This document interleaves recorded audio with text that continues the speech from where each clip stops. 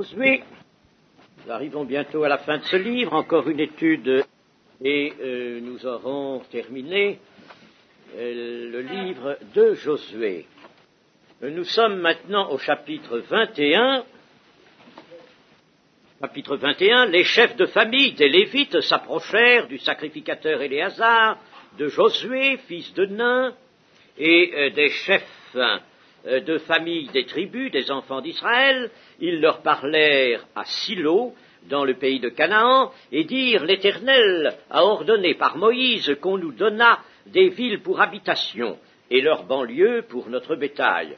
Les enfants d'Israël donnèrent alors aux Lévites sur leur héritage les villes suivantes et leurs banlieues, d'après l'ordre de l'Éternel. On tira le sort pour les familles des Kéatites, et les Lévites, fils du sacrificateur Aaron, eurent par le sort 13 villes de la tribu de Juda, de la tribu de Siméon et de la tribu de Benjamin.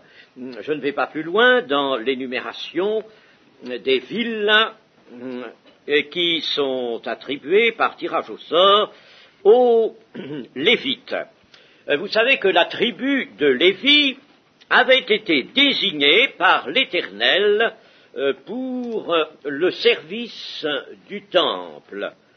Les Lévites avaient reçu également une promesse de Dieu que, puisqu'ils n'avaient pas de territoire, on ne leur donnait pas de territoire comme aux autres tribus, on leur accorderait des villes pour qu'ils y habitent.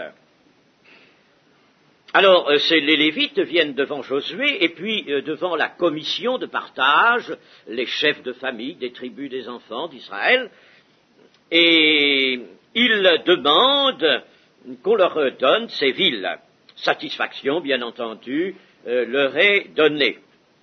La tribu de Lévi comprenait 3 branches, nous montre le chapitre 6 du livre de l'Exode, c'est-à-dire Gershon, le premier fils, les Gershonites par conséquent, Kéat qui a donné les Kéatites, et puis Merari qui a donné les Mérarites.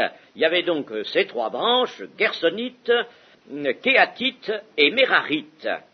Et vous savez que la famille d'Aaron, qui était aussi celle de Moïse, bien entendu, puisqu'ils étaient frères, la famille d'Aaron appartenait à la branche des Kéatites. Et dans cette attribution des villes, la famille d'Aaron va avoir une tranche à part. Il va donc y avoir les 3 branches des Lévites, plus une part pour la famille d'Aaron, car vous savez que les souverains sacrificateurs devaient être des descendants directs d'Aaron, les fils d'Aaron. Alors au total, on désigne dans ce chapitre 48 villes. 48 villes qui sont attribuées. Vous voyez qu'il y avait un grand nombre de villes dans le pays conquis, le pays de la promesse. On en avait détruit quelques-unes, mais on avait ensuite conservé les autres. Quelle importance pouvait représenter les Lévites, dont il est si souvent question dans l'Ancien Testament? Eh bien, nous avons un chiffre qui nous est donné par le chapitre 26 des Nombres, et qui est celui-ci: 23 000 mâles, seuls les mâles sont comptés, 23 000 mâles depuis l'âge d'1 mois. On comptait depuis l'âge d'1 mois, tous les mâles étaient à cette époque, au moment où le dénombrement a été fait, celui qui est relaté dans les Nombres, de 23 000. Il pouvait être ici un peu supérieur, mais enfin c'est une estimation que nous pouvons relever. Alors il y avait en plus, naturellement, les femmes et les filles de tous âges. Faisons une remarque sur la terre lorsque Dieu est écouté et que sa volonté est faite, quelle que soit la dispensation où l'on se trouve. Il n'y a pas de difficulté, il n'y a pas de litige, la justice s'établit dans les relations entre les hommes, et c'est cela encore que dans le Nouveau Testament, bien que nous n'ayons pas de ville à attribuer ni de territoire à partager, mais nous avons bien des choses à faire pour que dans l'Église les relations soient bonnes entre tous, et s'il n'y a pas de ville à partager ou de territoire, il y a des choses à partager, il y a toutes les fonctions de l'Église, il y a peut-être des responsabilités, bien sûr, mais il y a aussi toutes les vertus qui doivent prendre leur place dans l'Église, et cela n'est pas toujours si simple, cela ne peut se régler que par la volonté de Dieu bien connue et écoutée. Et puis il y a la vie particulière, la vie privée des membres de l'Église. Et l'on sait que dans la vie privée, des difficultés peuvent surgir aussi entre enfants de Dieu, ou entre enfants de Dieu et les païens. Mais tout cela doit se trouver réglé lorsque la volonté de Dieu est connue.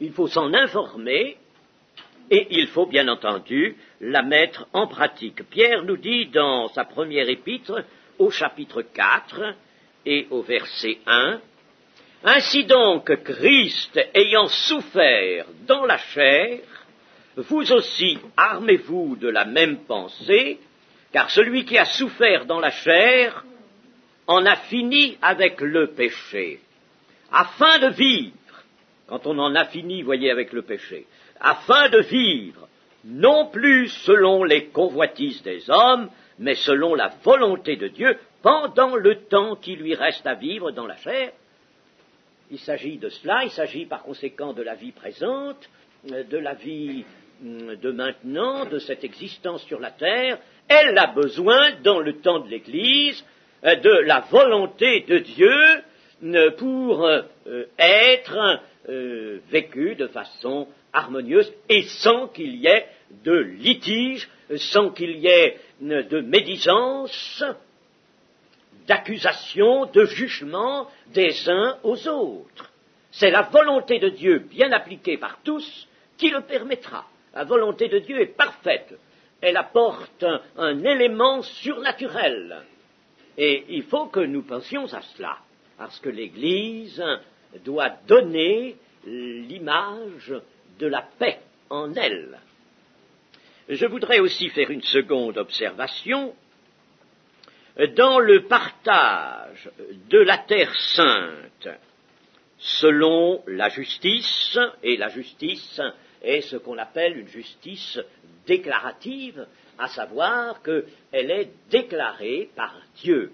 Ce n'est pas une justice que l'homme imagine, c'est une justice déclarée par Dieu. Alors, dans ce partage, selon la volonté de Dieu, la présence des Lévites disséminés à travers le territoire du pays de la promesse répond à la vocation d'Israël. Israël est un peuple saint, un sacerdoce, lui aussi, et par conséquent, c'est normal que sur son territoire, un peu partout, il y ait là des villes qui appartiennent aux Lévites, c'est-à-dire à ceux à qui Dieu a dévolu le service du temple, les opérations du culte, et elles sont assez nombreuses. Il faut lire l'Ancien Testament pour en avoir l'idée. Eh bien, quel parallèle peut-on faire avec l'Église, et qui, elle, n'a pas de temple en un point déterminé de la terre, et qui, elle, ne rend pas à Dieu un culte par le moyen de sacrifices sanglants. Elle a un sacrifice, un seul, celui de l'agneau de Dieu, et c'est sur ce sacrifice qu'elle établit tout son culte et toutes ses relations avec Dieu. Eh bien, l'Église a reçu dans sa structure des charges, c'est-à-dire des ministères des charges d'anciens et de diacres, et ces charges sont aussi parsemées dans l'Église. Elles devraient, bien sûr, être très connues, respectées, et surtout ces charges devraient absolument être dans leur réalisation ce que veut l'Écriture, ce que la parole de Dieu a déclaré. Ces charges devraient rester telles. Il y a des charges de pasteurs, d'évangélistes, d'apôtres, des missionnaires. Il y a des charges de docteurs, et toutes ces charges doivent s'harmoniser pour, dans une action cohérente, permettre l'accroissement de l'Église, nous dit l'apôtre Paul dans Éphésiens 4, l'accroissement qui tire toutes ses forces de Christ, selon ce qui est nécessaire à chacune d'elles, un accroissement dans la conjugaison des charges, des ministères. Voilà la volonté de Dieu. Malheureusement, cette volonté de Dieu n'est pas toujours ce qu'on voit dans la pratique. Alors, que faut-il faire? Il faut prier. Il faut prier pour que l'Église ait vraiment la structure que Dieu lui a voulu. Il y avait une structure dans le peuple d'Israël, il doit y avoir, et il y a une structure dans l'Église, et on la connaît. Alors, ça, c'est un grand mal de notre temps. Hein. Nous avons beau recevoir M. Yonggi-cho en France, on l'a déjà reçu à Strasbourg, on vient de le recevoir à Nîmes, c'est très bien ça.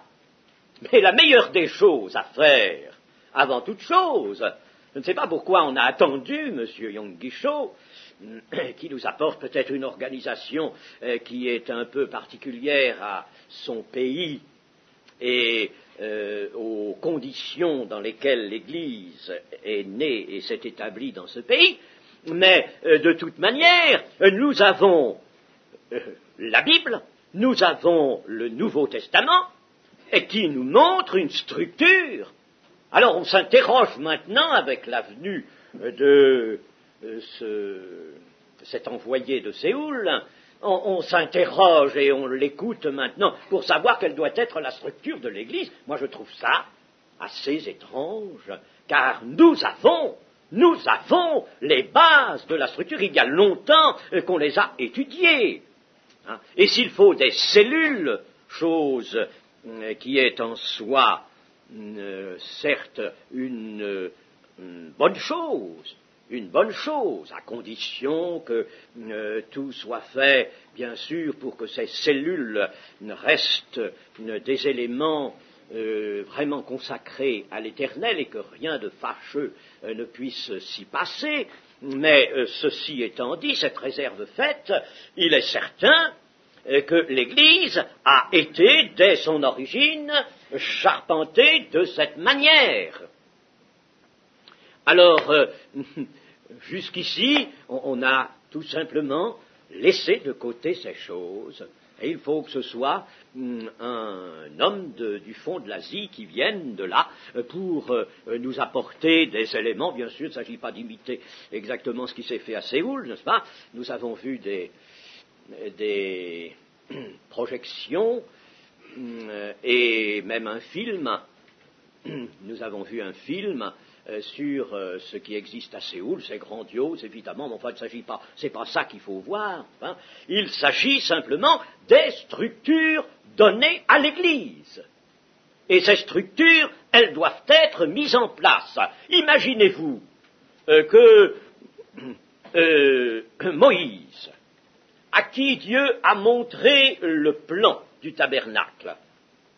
Imaginez-vous que cet homme, cet auxiliaire de Dieu, ait dit « Oui, Seigneur, c'est bien, je retiens l'idée, mais moi, je vais apporter mes petits compléments, je vais changer ceci, cela, il me semble que telle dimension est un petit peu insuffisante, on va agrandir par là, et puis par là on peut faire ceci, etc., etc. » Je crois que l'Éternel aurait dit à Moïse, écoute,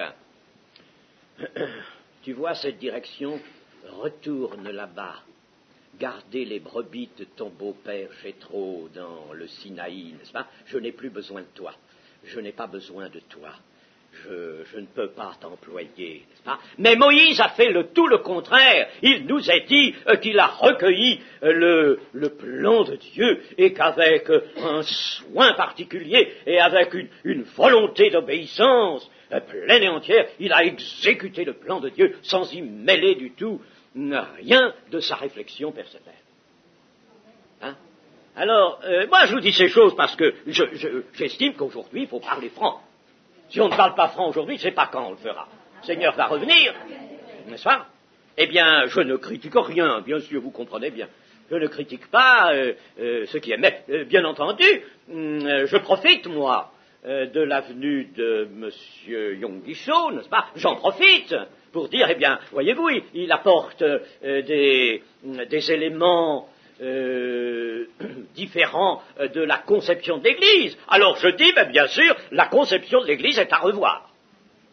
Est à revoir. Vous voulez bien la revoir en recevant M. Yonggi-cho, eh bien revoyez-la surtout en examinant le Nouveau Testament, la parole de Dieu, et mettez-la en pratique.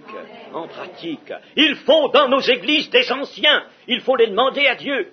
Ils existent, ces anciens, dans l'Église. Ils existent, il y a des diacres, il faut qu'il y en ait. Alors pourquoi il n'y en aurait-il pas? Pourquoi n'en pas nommer, n'en pas désigner? Qu'est-ce que vous voulez? C'est une chose qui est absolument inconcevable. Il y a longtemps que j'ai entendu d'ailleurs de chers frères, pasteurs du mouvement de Pentecôte, étudier les fonctions qu'il y avait précisément dans le peuple lévite. Il y avait différentes fonctions, il y avait un portier, il y avait des jardiniers, même il y avait un tas de choses. Et je me rappelle très bien que dans cette étude qui avait été faite par un de nos pasteurs bien connus des assemblées de Dieu, ce pasteur avait montré combien il fallait absolument que par un parallèle qui s'imposait dans l'Église, rétablir les fonctions telles qu'elles étaient vues par Dieu et qu'elles nous étaient révélées dans le Nouveau Testament. Et c'était vrai. C'était vrai. Et c'est resté surtout vrai en parole. Ça, c'est dommage. Il faut prier, mes amis, il faut prier. Il faut prier pour que l'Église ait sa structure. Et il n'y a que dans ce cas que seront supprimés tous les conflits, tous les litiges, toutes les difficultés qui peuvent venir harceler l'Église, qui peuvent venir même la déchirer, car ça la déchire, et si je vous dis l'Église n'est pas l'image de la paix dans le monde, eh bien elle a manqué toute sa vocation. Elle ne peut rien faire. Si elle ne procure pas la paix, si elle ne montre pas qu'elle a en elle l'amour de Dieu et le repos, l'Église a manqué sa vocation. Nous allons poursuivre. Et nous allons regarder dans le chapitre 21, au verset 43. C'est ainsi que l'Éternel donna à Israël tout le pays qu'il avait juré de donner à leur père. Ils en prirent possession et s'y établirent. L'Éternel leur accorda du repos tout alentour, comme il l'avait juré à leur père. Aucun de leurs ennemis ne put leur résister, et l'Éternel les livra tous entre leurs mains. De toutes les bonnes paroles que l'Éternel avait dites à la maison d'Israël, aucune ne resta sans effet, toutes s'accomplirent. C'est le verset 45 qui apporte principalement ici la constatation que Dieu accomplit ce qu'il annonce, selon sa grande fidélité. Et tel est le point d'appui que dans toute l'Écriture, Dieu nous propose à notre foi. Parce que, enfin, dire que Dieu est fidèle, dire qu'il accomplit ses promesses, on pourrait vraiment se passer de ça, n'est-ce pas, dans un certain sens, à un certain point de vue, parce que ça va de soi, ça va de soi. Si Dieu n'accomplit pas ses promesses, si Dieu, lui, n'est pas fidèle, alors rien ne tient, et c'est inconcevable de la part de Dieu, c'est absolument inconcevable. Mais si c'est dit, Et ça l'est souvent, et en différentes formes, il nous est montré que Dieu accomplit sa promesse, que ce que sa bouche a dit, son bras l'accomplit toujours, qu'il n'est jamais en défaut. Alors, si cela est dit, c'est pour fournir à la foi, à notre foi, un point d'appui, et pour fournir aussi ce même point d'appui à notre prière.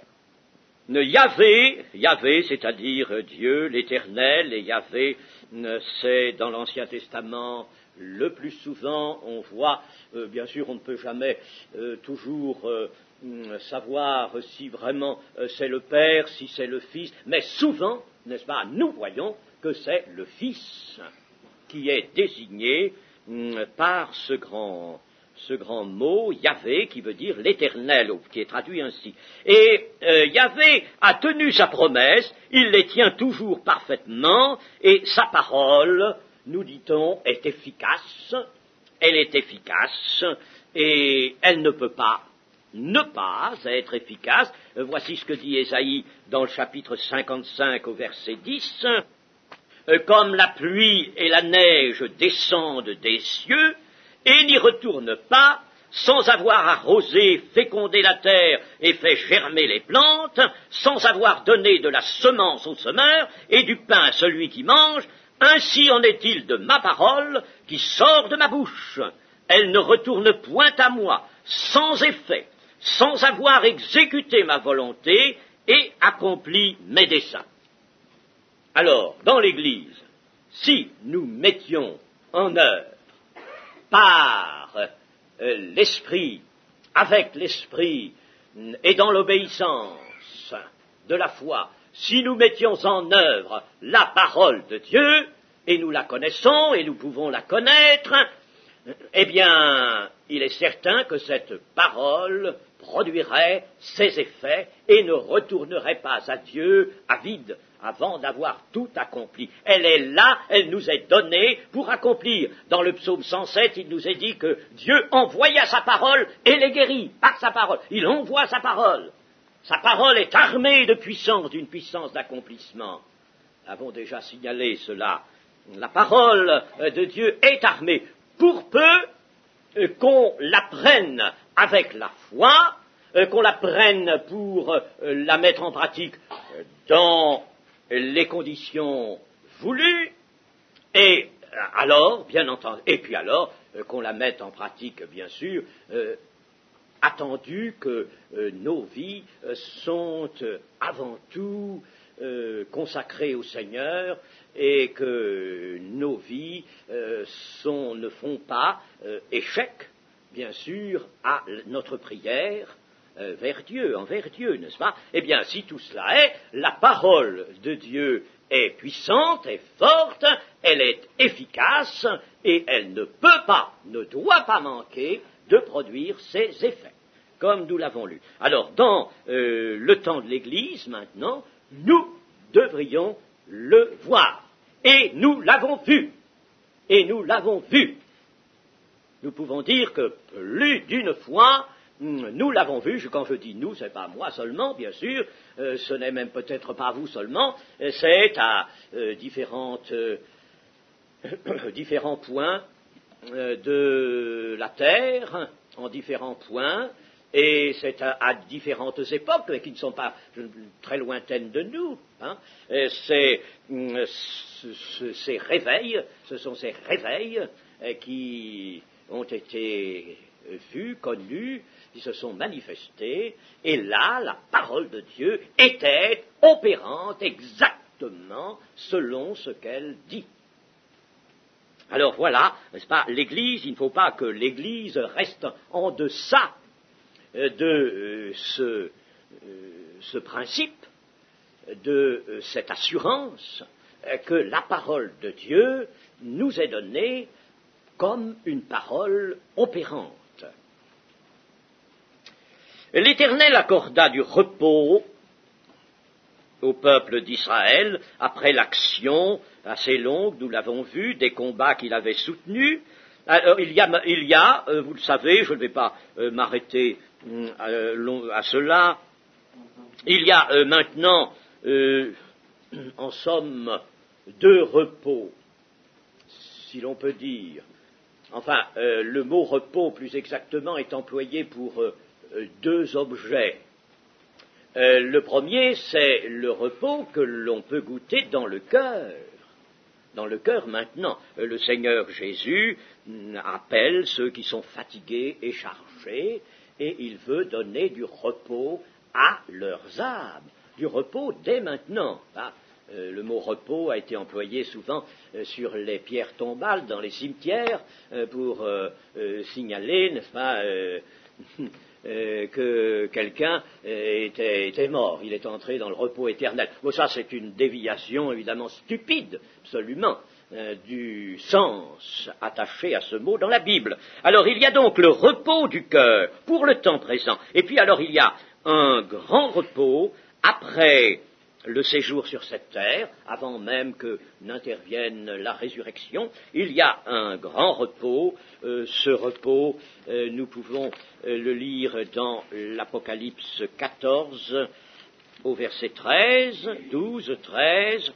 C'est ici la persévérance des saints qui gardent les commandements de Dieu et la foi de Jésus, et j'entendis du ciel une voix qui disait « Écris, heureux dès à présent les morts qui meurent dans le Seigneur. Oui, dit l'Esprit, afin qu'ils se reposent de leurs travaux, car leurs œuvres les suivent. » Donc, dès qu'ils meurent dans le Seigneur, les chrétiens entrent dans un repos, ils se reposent de leurs œuvres, de leurs combats, ils n'ont plus rien à combattre, c'est le grand repos dans le grand bonheur de Dieu. Après la délivrance d'Égypte, que Dieu avait accordée à son peuple, il fallait réaliser la conquête du pays de la promesse, pour que le repos fût acquis. Lorsque Dieu parlait de cette délivrance, il disait bien qu'il délivrait son peuple et qu'il allait ensuite lui donner le pays qu'il avait promis à ses pères, Abraham notamment, le premier. Et il fallait par conséquent que cette conquête soit faite. Ici, elle est en majeure partie réalisée, et en tout cas, le Seigneur considère qu'elle est déjà réalisée maintenant, puisqu'il commande un partage du territoire, et c'est le repos. Alors, le Seigneur accorde du repos tout alentour, et vous savez, quand le Seigneur accorde du repos, c'est un vrai repos, celui-là, hein. Ce n'est pas la 5e semaine de vacances ou le samedi chômé, n'est-ce pas, ou les fêtes chômées, c'est tout autre chose que cela. Quand il accorde du repos, c'est un repos magnifique et qui se vit dans la joie du Saint-Esprit. Pour les chrétiens, ou disons pour le chrétien, sa libération des astreintes du mal et de l'aveuglement le met en direction d'un repos parfait, dont il a en lui les prémices, ce repos de l'âme, mais il faut qu'il combatte. Il est encore, lui, dans le temps des combats, dans le temps de la conquête, et il faut qu'il combatte jusqu'à la fin de son séjour sur la terre. Et en somme, on peut dire que dans cette vue-là, le pays de la promesse, une fois conquis, une fois la royauté apparue, alors là, le pays de la promesse représente le royaume de Dieu. D'ailleurs, il ne peut représenter que cela, et il est l'implantation, le royaume de David est l'implantation, la première implantation du royaume de Dieu. Le royaume de Dieu va s'implanter là. Le royaume de Dieu, c'est une phase, disons, charnelle, une phase qui est préparatoire, mais c'est l'implantation du royaume de Dieu. Christ va venir et s'asseoir sur le trône de David, son père.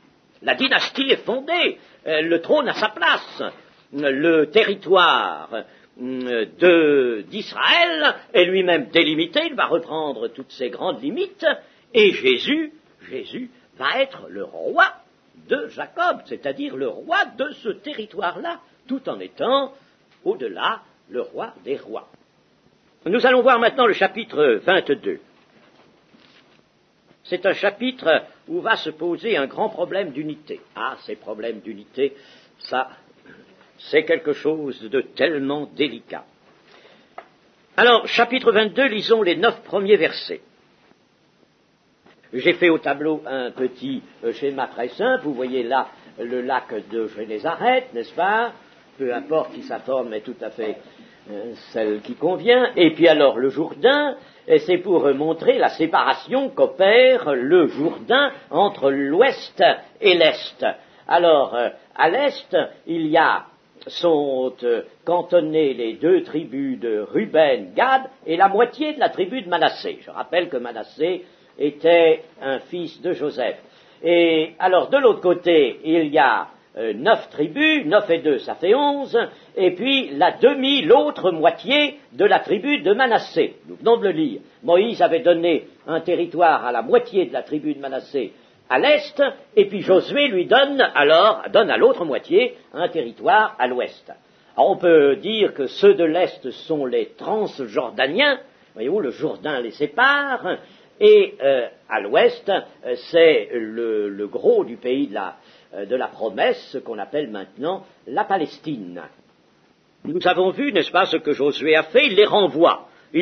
La conquête est suffisamment avancée, bien que n'étant pas absolument terminée, elle est bien avancée, il les renvoie, il les exhorte à craindre l'Éternel, et il les bénit avant de partir. Mais nous allons continuer notre lecture du verset 9 à la fin du chapitre. J'ai lu le verset 9, alors du verset 10. Quand ils furent arrivés au district du Jourdain qui appartiennent au pays de Canaan, les fils de Ruben, les fils de Gad et la demi-tribu de Manassé y bâtirent un autel. Sur le Jourdain, c'est-à-dire sur les rives du Jourdain, un autel dont la grandeur frappait les regards. On le voyait de loin. Les enfants d'Israël apprirent que l'on disait « Voici, les fils de Ruben, les fils de Gad et la demi-tribu de Manassé ont bâti un autel en face du pays de Canaan, dans les districts du Jourdain du côté des enfants d'Israël, c'est-à-dire du côté de l'ouest. Lorsque les enfants d'Israël eurent appris cela, toute l'assemblée des enfants d'Israël se réunit à Silo pour monter contre eux et leur faire la guerre. Les enfants d'Israël envoyèrent auprès des fils de Ruben, des fils de Gad et de la demi-tribu de Manassé, au pays de Galahad, Phinéès, fils du sacrificateur Éléazar, et 10 princes avec lui, un prince par maison paternelle pour chacune des tribus d'Israël, tous étaient chefs de maison paternelle parmi les milliers d'Israël. Ils se rendirent auprès des fils de Ruben, des fils de Gad et de la demi-tribu de Manassé, au pays de Galahad, et ils leur adressèrent la parole en disant « Ainsi parle toute l'assemblée de l'Éternel. Que signifie cette infidélité que vous avez commise envers le Dieu d'Israël? Et pourquoi vous détournez-vous maintenant de l'Éternel en vous bâtissant un autel pour vous révolter aujourd'hui contre l'Éternel? Regardons-nous comme peu de choses le crime de Péor, dont nous n'avons pas jusqu'à présent enlevé la tache de dessus de nous, malgré la plaie qu'il attira sur l'assemblée de l'Éternel. Et vous vous détournez aujourd'hui de l'Éternel. Si vous vous révoltez aujourd'hui contre l'Éternel, demain il s'irritera contre toute l'assemblée d'Israël. Si vous tenez pour impur le pays qui est votre propriété, passez dans le pays qui est la propriété de l'Éternel, où est fixée la demeure de l'Éternel, et établissez-vous au milieu de nous, mais ne vous révoltez pas contre l'Éternel, ne vous séparez pas de nous en vous bâtissant un autel en dehors de l'autel de l'Éternel notre Dieu. Dans ce verset, vous voyez bien, n'est-ce pas, que les enfants d'Israël, c'est-à-dire ceux de l'Ouest, qui parlent à ceux de l'Est, leur disent, écoutez, si vous avez bâti un autel, c'est peut-être que vous jugez que votre territoire qui est à l'Est n'est pas pur. Alors, si c'est ça, eh bien, revenez parmi nous. Et puis là, abandonnez votre territoire de l'Est, et puis revenez à l'Ouest, on vous logera, on vous prendra à l'Ouest, vous serez au milieu de nous. Mais ne vous bâtissez pas un autel.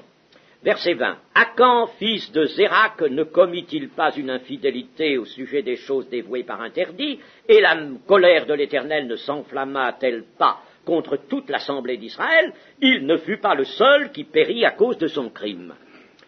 Les fils de Ruben, les fils de Gad et la demi-tribu de Manassé répondirent ainsi aux chefs des milliers d'Israël. Dieu Dieu, l'Éternel Dieu, Dieu, l'Éternel le sait, et Israël le saura. Si c'est par rébellion et par infidélité envers l'Éternel, ne viens point à notre aide en ce jour. Si nous nous sommes bâtis un autel pour nous détourner de l'Éternel, si c'est pour y présenter des holocaustes et des offrandes, et si c'est pour y faire des sacrifices d'action de grâce, que l'Éternel en demande compte. C'est bien plutôt par une sorte d'inquiétude que nous avons fait cela, en pensant que vos fils diraient un jour à nos fils, qu'y a-t-il de commun entre vous et l'Éternel, le Dieu d'Israël? L'Éternel a mis le Jourdain pour limite entre nous et vous, fils de Ruben et fils de Gad. Vous n'avez point de part à l'Éternel, et vos fils seraient ainsi cause que nos fils cesseraient de craindre l'Éternel. C'est pourquoi nous avons dit, bâtissons-nous donc un autel, non pour des holocaustes et pour des sacrifices, mais comme un témoin entre nous et vous, entre nos descendants et les vôtres, que nous voulons servir l'Éternel devant sa face par nos holocaustes et par nos sacrifices d'expiation et d'action de grâce, afin que vos fils ne disent pas un jour à nos fils, vous n'avez point de part à l'Éternel. Nous avons dit, s'ils tiennent dans l'avenir ce langage, à nous ou à nos descendants, nous répondrons, voyez la forme de l'autel de l'Éternel qu'ont fait nos pères, non pour des holocaustes et pour des sacrifices, mais comme témoins entre nous et vous. Loin de nous la pensée de nous révolter contre l'Éternel et de nous détourner aujourd'hui de l'Éternel en bâtissant un autel pour des holocaustes et pour des offrandes et pour des sacrifices, outre l'autel de l'Éternel notre Dieu qui est devant sa demeure. Lorsque le sacrificateur Phinéas et les princes de l'assemblée, les chefs des milliers d'Israël, qui étaient avec lui, eurent entendu les paroles que prononcèrent les fils de Ruben, les fils de Gad et les fils de Manassé, ils furent satisfaits. Et Phinéas, fils du sacrificateur Éléazar, dit aux fils de Ruben, aux fils de Gad et aux fils de Manassé, nous reconnaissons maintenant que l'Éternel est au milieu de nous, puisque vous n'avez point commis cette infidélité contre l'Éternel, vous avez ainsi délivré les enfants d'Israël de la main de l'Éternel. Phinéas, fils du sacrificateur Éléazar et les princes, quittèrent les fils de Ruben et les fils de Gad et revinrent au pays de Galaad, dans le pays de Canaan, auprès des enfants d'Israël, auxquels ils firent un rapport. Les enfants d'Israël furent satisfaits, ils bénirent Dieu et ne parlèrent plus de monter en armes pour ravager le pays qu'habitaient les fils de Ruben et les fils de Gad. Les fils de Ruben et les fils de Gad appelèrent l'autel Ed, car, dirent-ils, il est témoin entre nous que l'Éternel est Dieu. Oui, eh bien, voilà toute une affaire, tout un litige, n'est-ce pas? Vous voyez comment la chose se présente. Josué renvoie les deux tribus ennemies, c'est normal, ça c'est bien, puisqu'ils avaient le territoire de l'autre côté, et avant de franchir le Jourdain, il dresse un autel géant. Il se voit de loin.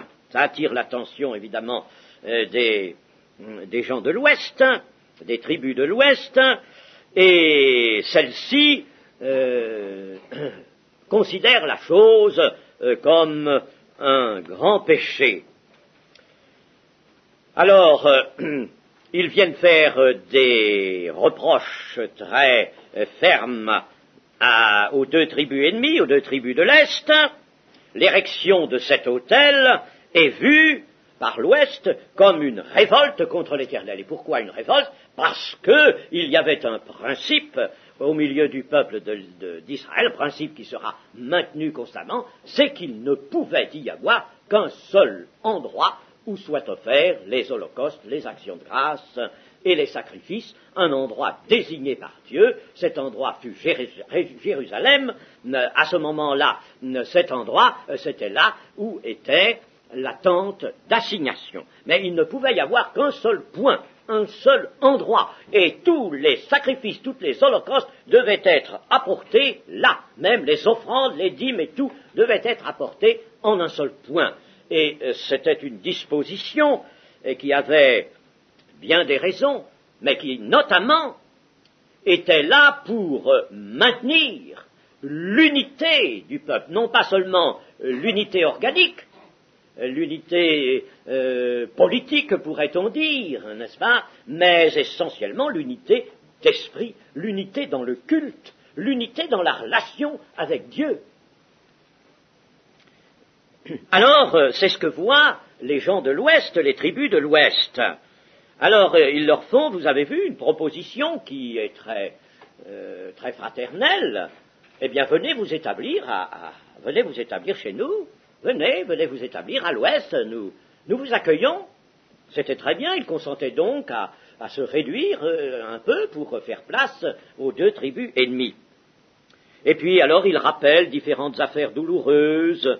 Bien sûr, l'histoire de Péor, les fils d'Israël étaient allés vers les filles de Moab, les filles païennes, et ça avait engendré un grand mal, évidemment, dans le pays.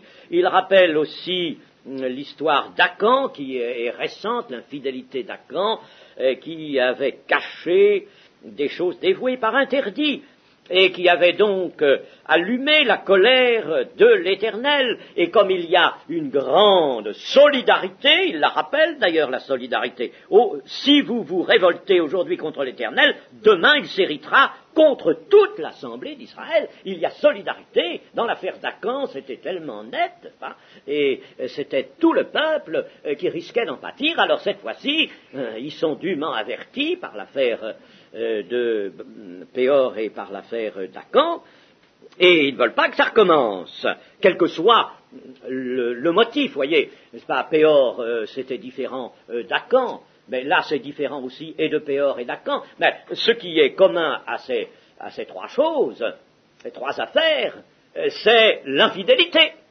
Et si en effet l'autel dressé avait été un autel pour des holocaustes, ça aurait été une grave infidélité, une véritable révolte contre l'Éternel. Alors pensons à ça. Nous pouvons faire des comparaisons, des rapprochements, peu importe l'affaire, la nature de l'affaire dans un cas ou dans l'autre. Ce qu'il faut voir, c'est que on s'est révolté contre la parole de l'Éternel, contre la volonté de l'Éternel. On a fait quelque chose qui s'opposait à la volonté de l'Éternel. Et c'est ça, n'est-ce pas, qui détermine la colère de Dieu, avec toutes ses conséquences. Mais alors, les tribus de l'Est répondent et disent « Oh, mais loin de nous, nous n'avons pas voulu nous rébeller contre l'Éternel, oh, pas du tout. Si c'était cela, alors ils ont même une imprécation qu'ils ne se viennent point à notre aide en ce jour. Mais c'est par une sorte d'inquiétude, disent-ils, une sorte d'inquiétude que nous avons fait cela, en pensant que nos fils, alors ils pensent aux générations futures, viendraient, et puis, voyant le Jourdain qui sépare et qui est une frontière, une cassure, là, au milieu du peuple de Dieu, alors il dira, mais nous n'avons rien de commun avec vous, gens de l'Ouest, les tribus de l'Ouest. Faites ce que vous voulez, mais nous sommes à l'Est, nous faisons ce que nous voulons. Et il y aurait eu là, n'est-ce pas, ils entrevoyaient déjà un risque de schisme, non seulement un schisme politique, mais un schisme religieux également. C'est-à-dire, n'est-ce pas, les gens de l'Est se seraient coupés du culte unique rendu à l'Éternel dans le territoire de l'Ouest, ils auraient alors fait leur propre culte à l'Est, et ça aurait été un schisme. Et ils avaient cette inquiétude. Vous voyez que le risque était grand, était très visible et très grand. Et alors, pour prévenir cela, que font-ils? Alors ils érigent ce grand autel qui se voit de loin, non pas pour des holocaustes et des sacrifices d'expiation ou d'action de grâce, mais comme un témoin. Il faut qu'on le voie des deux côtés. C'est un témoin qui signifie que les deux côtés du Jourdain sont occupés par le même peuple, c'est le peuple à son unité, le Jourdain le sépare, n'est-ce pas, mais ne sépare pas en réalité ces peuples dans leur unité. Voilà ce qu'ils répondent, et puis alors les tribus de l'Ouest sont satisfaites. Eh bien moi, je ne le suis pas autant qu'eux. car dans cette affaire, eh bien, les gens, les tribus de l'Ouest avaient bien vu la chose. Mais on va répondre, c'est pourtant vrai que l'Éternel avait permis que ces deux tribus ennemies s'installent là, sous la seule réserve, et Moïse l'avait formulé, que leurs hommes, en état de porter des armes, viennent porter assistance aux 9 tribus ennemies pour la conquête, n'est-ce pas? Sous cette réserve-là, Moïse, qui avait consulté l'Éternel, avait permis cela. Eh bien, nous nous trouvons là devant une situation qui est un peu analogue à celle de Jacob voulant saisir le droit d'aînesse. C'était bien ce qu'il voulait faire, bien sûr, mais le moyen n'était pas bon. Et c'est là, en effet, ce qui achoppe, c'est que le moyen n'était pas bon. Les deux tribus ennemies de l'Est, en effet, n'est-ce pas, alors que le peuple montait du désert par ici et progressait par là, prenant les territoires d'Og, Sion, etc., n'est-ce pas, de ces rois. Alors, ces deux tribus, on porte un petit peu les regards de tous les côtés, puis se disent, mais c'est très riche ce pays-là, mais c'est très bien, on est bien, pourquoi on va aller plus loin, puisque on vient de dévouer par interdit des nations, des petits royaumes, là, on pourrait prendre leur territoire et s'installer là. On a beaucoup de troupeaux, les troupeaux sont devenus assez nombreux même, on pourrait s'installer, regardez les beaux pâturages qu'il y a là, magnifiques. Voyez-vous, c'était donc, à l'origine, une convoitise. Dieu n'avait pas parlé de ce qu'il allait faire des territoires conquis, Sion et Og, n'est-ce pas? Il n'avait pas parlé de cela. Et on aurait pu laisser Dieu parler et dire ce qu'il y avait lieu de faire. Mais par convoitise, le peuple demande ça à Moïse. Et Moïse consulte l'Éternel qui consent. Mais, chers amis, il y a dans la Bible quelque chose d'assez subtil, et il faut que nous le sachions, c'est qu'il y a des moments où l'Éternel consent à nous laisser faire certaines choses que nous désirons. Oui, il nous laisse faire. Nous en empêche pas. Et même, quelquefois, il nous dira, bon, tu veux ça? Bon, ben fais-le. Mais cela ne signifie pas que nous avons là touché ou rejoint le plan de Dieu. L'intention réelle de Dieu. La belle intention de Dieu. Nous avons, en quelque sorte, voulu quelque chose que Dieu ne nous a pas refusé. Dans sa manière qui le caractérise et qui est une manière éducative, Dieu ne nous a pas refusé. Mais quand Dieu ne refuse pas quelque chose ou qu'il l'accorde, cela ne veut pas dire que c'est pleinement sa volonté. Nous en avons bien des exemples. Je ne vais pas élargir la chose maintenant, mais nous en avons bien des exemples. Et ça, c'est remarquable. Dieu laisse faire, Dieu accorde. Mais il aurait préféré que l'on ait vraiment dans le cœur des aspirations hautement spirituelles, tandis que ça, c'était des aspirations charnelles. Et c'était l'aspiration à une installation prématurée qu'on demande. Le peuple, un peu plus tard aussi, demandera un roi. Oh, c'était bien dans l'idée de Dieu. On a souvent d'ailleurs mal compris la chose. C'était bien dans l'intention de Dieu de donner au peuple un roi. Et ce roi, c'était David, n'est-ce pas, qu'il voulait donner plus tard, qu'il donnera. Mais le peuple demande. Et le peuple demande, poussé par des désirs absolument charnels. Il veut être comme les autres nations, n'est-ce pas? Toutes ces considérations au peuple sont charnelles. Alors on demande, et l'Éternel dit bien à Samuel, c'est contre moi qu'il demande un roi, mais on va leur donner un roi, on va leur accorder un roi. et on va leur accorder un roi comme ils le désirent. Et ce roi fut Saül, l'homme, le type parfait de la chair. Ce fut Saül, et Dieu joua le jeu, si je puis dire. Il donna ce qu'il faut à cet homme, il le choisit très représentatif, dépasse tout le monde d'une tête, n'est-ce pas? C'est un bel homme, hein, très représentatif, c'est ce que voulait le peuple, hein, un guerrier, hein, si même il avait encore une tête de plus, peut-être ça aurait mieux contenté le peuple, hein, une sorte de Goliath. Alors, il lui donne cela, mais c'est la catastrophe. Tout va mal, et le dessein de Dieu est en échec pendant les 40 ans que règne cet homme. Et Dieu va patienter, pour des raisons que je ne vais pas développer maintenant, mais il va patienter pendant ces 40 ans, alors que déjà, bien avant l'échéance, il a fait oindre le petit David pour être roi, qui alors sera ce roi selon son cœur, qui accomplira ses volontés, mais l'autre en était bien incapable.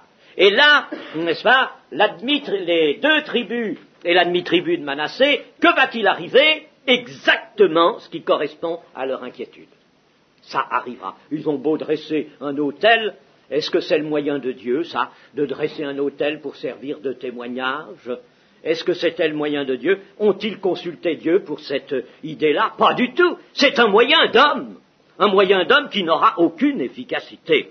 Car quand le Seigneur Jésus viendra et que lui passera de l'autre côté du Jourdain, il trouvera les vestiges, les débris de ces 2 tribus ennemies mélangées à pas mal de peuples païens, et il ira dans la Décapole, ça s'appelle à ce moment-là la Décapole, et vous savez que lorsqu'il aura délivré ce démoniaque, qu'on ne pouvait pas tenir, qui brisait tout, hein, et qu'il aura chassé les démons qui sont là en nombre dans lui, leur donnant autorisation d'aller dans les pourceaux, et les pourceaux vont se jeter dans la mer, dans le lac, n'est-ce pas? Et puis alors tout le monde va être confus, mais ces gens-là qui étaient des Israélites élevaient des pourceaux, des animaux impurs, pour en faire commerce avec les peuples païens, peut-être même pour en manger un peu la chair aussi. L'histoire ne le dit pas, mais ce n'est pas exclu, n'est-ce pas? Et alors, voyez, n'est-ce pas, ce qu'était devenu leur foi? Ils avaient en somme fait bon marché de l'alliance. Ils n'étaient plus le peuple de l'alliance avec cette séparation. Et lorsqu'ils verront qu'ils ont perdu beaucoup d'argent par la noyade de ces pourceaux, alors ils diront: Seigneur Jésus, écoute, tout ce qu'on te demande, merci d'être venu, mais va-t'en, Seigneur, repasse de l'autre côté, va-t'en, oh non, nous ne te voulons plus ici, très poliment, très gentiment, n'est-ce pas, mais ils vont le repousser, voilà ce qui arrivera. Alors, le problème n'est pas encore réglé.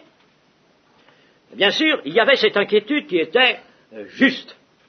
Et par conséquent, je disais, n'est-ce pas, que la satisfaction des 9 tribus de l'Ouest et du peuple de l'Ouest était là quelque chose de mauvais. Ils n'auraient pas dû se trouver satisfaits. Seulement, il y a une difficulté, enfin, ou tout au moins un problème qui s'ajoute, c'est que le territoire, tout le territoire, qui doit être englobé sous le règne du roi de Jérusalem, de David, de Salomon, et plus tard du Seigneur Jésus-Christ, n'est-ce pas, régnant à Jérusalem, eh bien, ce territoire va au-delà du Jourdain. Il doit même atteindre l'Euphrate. Je ne sais pas si nous pouvons, voir ici. Il doit aller jusqu'à l'Euphrate, n'est-ce pas? Voyez-vous? Et la Décapole est là, vous voyez, où est allé le Seigneur Jésus, hein, et le territoire promis doit dépasser le Jourdain de l'autre côté. Alors on dira, ben oui, mais alors l'installation des 2 tribus ennemies de l'Est était bonne, était justifiée, c'était déjà une prise de possession. Une prise de possession qui s'est faite par le consentement de Dieu à des convoitises. Dieu a consenti parce qu'en effet, cette partie du Jourdain, l'est du Jourdain, était comprise dans le territoire qu'il donnait à Israël. Mais il n'aurait pas voulu que ce soit par des convoitises qu'on vienne en quelque sorte lui forcer la main, qu'on vienne au devant de son dessein. Il n'aurait pas voulu que Jacob, à qui il destinait le droit d'aînesse, l'enlevant à son frère, Ésaü le destinait à Jacob, mais il n'aurait pas voulu que Jacob vienne le saisir par cette tromperie, cet artifice. Dieu lui aurait donné d'une certaine manière. Et de même ici, Dieu aurait pris ce territoire sans que, dans le cours des âges, il y ait scission dans le peuple d'Israël. Il y ait séparation. Or, cette scission s'est faite, et on peut dire qu'une partie d'Israël a été égarée de sa vocation, a été perdue, éloignée de son culte. Il ne venait plus à Jérusalem pour les fêtes, et c'était terminé. Le Seigneur, lui, aurait maintenu l'unité. S'il avait pris l'initiative, on serait revenu à l'ouest du Jourdain, tout le monde aurait passé, et puis, je ne sais pas comment Dieu aurait fait, je ne sais pas comment il aurait fait pour donner le droit d'aînesse à Jacob, mais il l'aurait fait. Vous voyez la différence. Alors, dans l'Église, nous avons des problèmes qui présentent beaucoup d'analogies avec ça. On prend des dispositions, on veut ceci, on veut cela. Bon, eh bien, dans le but d'évangéliser toute la terre, dans le but de rassembler les personnes que l'Esprit de Dieu touche et amène à la conversion. Bon, tout ça c'est dans le dessein général de Dieu, c'est vrai, mais les moyens qu'on emploie, Dieu les laisse prendre, mais n'en est pas satisfait, et les conséquences qui proviennent de ces moyens voulus, pensés, choisis par l'homme, les conséquences sont toujours désastreuses. Et s'il y a brisure dans le peuple de l'Église, c'est à cause de ça. On n'a fait que ça, depuis le début, de choisir des voies, des moyens qui étaient ceux de l'homme, n'est-ce pas, et on a laissé, par conséquent, des brisures, des frontières s'interposer, et maintenant, nous sommes dans les dénominations à n'en plus finir, mais si on était resté dans la fidélité à l'Éternel, il y aurait eu maintien de l'unité du peuple de Dieu. Alors, nous ne pouvons pas revenir à contre-courant de l'histoire, bien entendu, il ne s'agit pas de revenir en arrière, mais il s'agit d'en tirer leçon pour notre temps actuel. Ce que nous voudrions, tout au moins, c'est maintenir l'unité entre ceux qui marchent d'un même pas, comme dit l'apôtre Paul. Ceux qui ont la même vision. S'ils n'ont pas la même vision, s'ils croient au salut par les mérites, alors là, nous ne pouvons rien faire avec eux, bien sûr. Nous ne pouvons rien faire. Mais tous ceux qui croient vraiment à l'Évangile tel qu'il est clairement énoncé dans la parole de Dieu, alors nous pouvons faire quelque chose avec eux. Mais ce qu'il faut, c'est que tous acceptent de marcher d'un même pas, avec une même vision, dans l'unité d'esprit, laissant l'esprit nous unir, et n'allant pas chercher les uns des dispositions humaines d'une manière, les autres des dispositions très différentes, etc. C'est tout cela qui divise, évidemment. Voilà. Et pas douteux, c'est cela. Alors, chers amis, l'avenir des assemblées, et je vais parler maintenant des assemblées de Dieu, non pas que je limite l'Église de Jésus-Christ dans le mouvement de la Pentecôte, pas du tout, mais enfin, c'est notre place, nous y sommes, et nous voulons, tout au moins déjà, que l'unité se maintienne dans ce sein, peut-être s'étende à des mouvements, à d'autres mouvements peut-être, mais pour l'instant, voyons au moins ce problème-là. Eh bien, ce problème-là ne sera pas une difficulté et ne s'interposera pas sur notre marche si nous ne faisons pas intervenir tel dispositif humain d'un côté, tel dispositif de l'autre. si nous voulons vraiment nous établir de telle et telle manière ici et par là d'une autre manière, nous finirons en définitive par ne plus pouvoir avoir un culte uni, un culte unifié, un culte à notre Jérusalem, n'est-ce pas? Nous finirons par ne plus avoir le même culte et il y aura schisme, il y aura nécessairement séparation, ce qui est arrivé tant de fois dans l'histoire.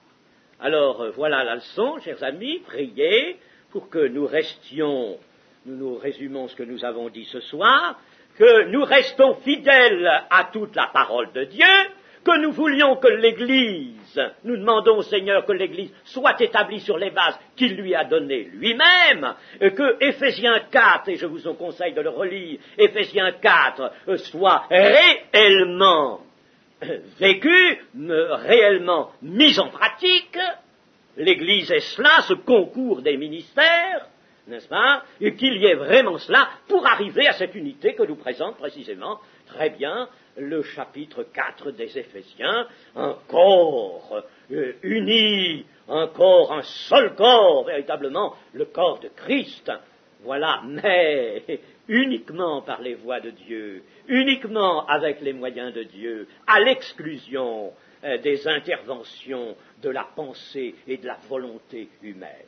Que le Seigneur le permette. Amen.